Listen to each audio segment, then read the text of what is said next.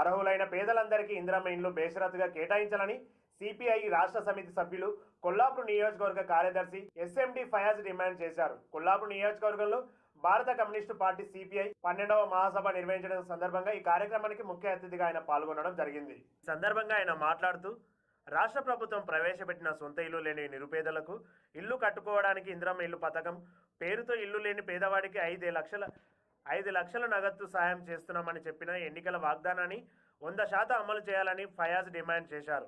రాజకీయాలకు తావులు లేకుండా అర్హులైన ప్రతి పేదవారికి ఇందిరమ్మ ఇళ్లను కేటాయించాలని ఆయన ప్రభుత్వాన్ని కోరారు.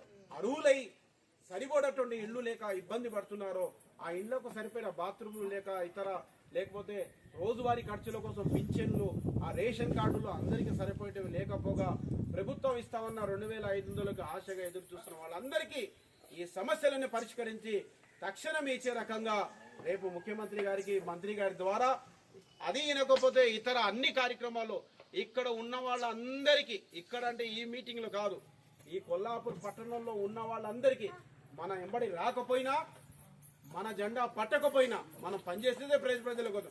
వచ్చిన వాడు రోజు కనబడతాడు, మన వాళ్ళని కొంచెం ముందు చేస్తారు, రాని వాళ్ళని కూడా కలుపుకొని పోయి మనతో పాటు వచ్చారనే కాకుండా రాని వాళ్ళని సైతం కలుపుకొని మీ అందరితో ఒక లిస్టు తయారు చేసి ఒక్కసారి 2 సార్లు 10 సార్లు 20 సార్లు కాదు, అవసరమైతే 100 సార్లు మా కాళ్లకు ఉన్న చెప్పులు అరిగేంత వరకైనా సరే ఈ ప్రభుత్వ పెద్దల దగ్గరికి తిరిగి అవసరమైతే దీన్ని ఒక పెద్ద ఆందోళన రూపంలో ఎంఆర్ఓ ఆర్డీఓ ఆఫీస్ ముందు మీ అందరిని తీసుకెళ్లి ధర్నా పెట్టైనా సరే మీ అందరికీ పక్కా ఇందిరమ్మ ఇళ్లు వచ్చేంత వరకు సిపిఐగా పోరాటం చేస్తామని, మీ అందరి సహాయ సహకారాలు కావాలని, మీ సహాయ సహకారం ఉంటేనే ఏదైనా చేయగలిగింది.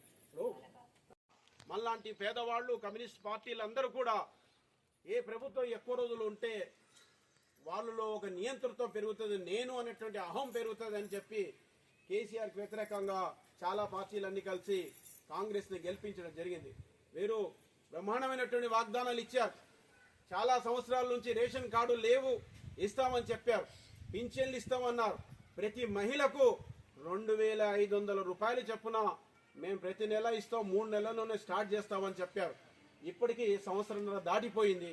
ఏ మహిళ, నాకు తెలిసి మీలో ఎవరికి వచ్చిందని నేనే అనుకోవట్లేదు. ఎవరికైనా వచ్చిందా? ఎవరికి రాలేదు.